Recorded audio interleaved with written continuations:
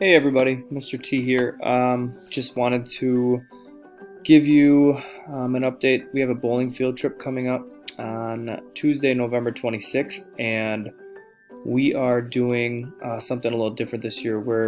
We're in the past it's been all students just get to go, and this year we're gonna try something a little different because we are a PBIS school and we're looking for positive behavior.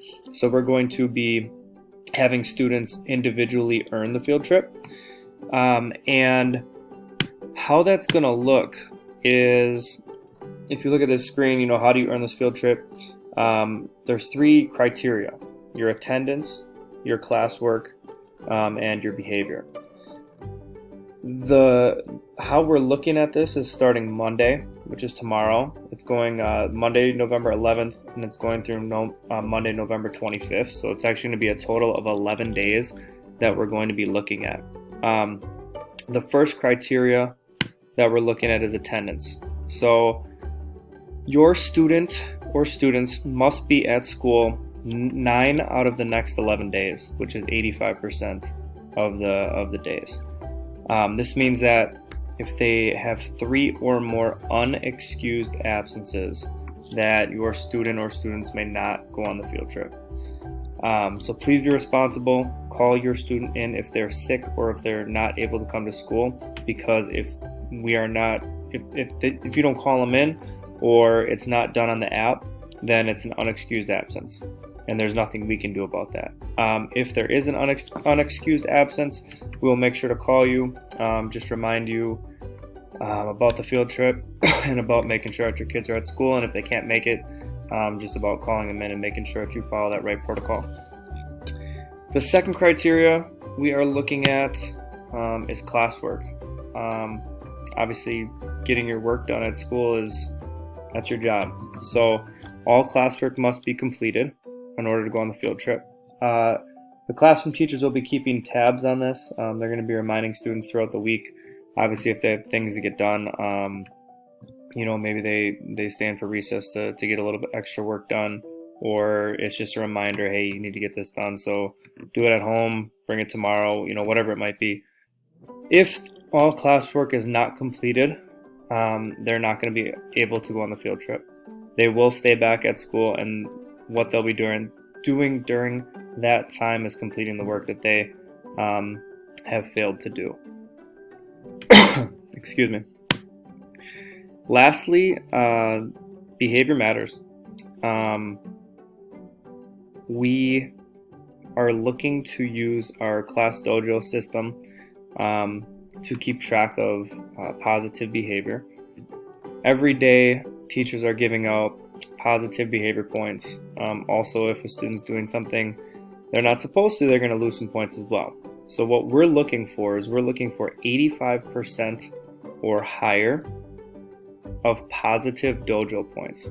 For example, if I'm giving out as a teacher 15 total dojo points in a day, I'm looking for somewhere around like 13 positive dojo points, 12 or 13, to be at that 85%, which means yes, you can have some mistakes. Yes, you can have, obviously, nobody's perfect. Not everybody's day is perfect, but we're looking for 85% over those entire 11 days. So we're going to be keeping track of that and letting kids kind of know where they're at. If you have a rough day, you get like a 60% positive day, it's not the end of the world, because you're going to be able to then hopefully get a 100% day or a 95% day to help, counter that. So we'll be reminding students of that. We're just really, really trying to focus on rewarding positive behavior and giving, praise and looking for the students who are always doing the right thing. And then at the same time, helping students and reminding them, about earning the field trip and what we need to do to earn that. So those are the three criteria we're going to be looking for. If you have any questions for me, feel free to contact me on Dojo. Feel free to email me or call the school, and you can talk to me, or I'll be out on bus duty or after school. I'm pretty easy to get a hold of. So The last thing is we are looking for parent volunteers this year. It's at Sunset Bowl. It is a walking field trip, so it's about a 10 to a 12-minute walk from our school.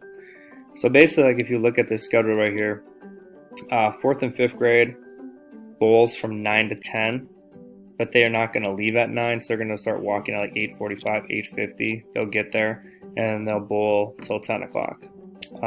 They get one game of bowling. Then 2nd and 3rd grade will be probably, they start from 10 to 11, so they'll leave at like 9:45 and start walking. Kindergarten and 1st grade are in the afternoon. They're a little bit longer because they're smaller and it'll take longer. But the same thing. So you're more than welcome to come and walk with them, or you would be able to just meet us there. But I need you to contact me and let me know if that's something you'd be interested in doing.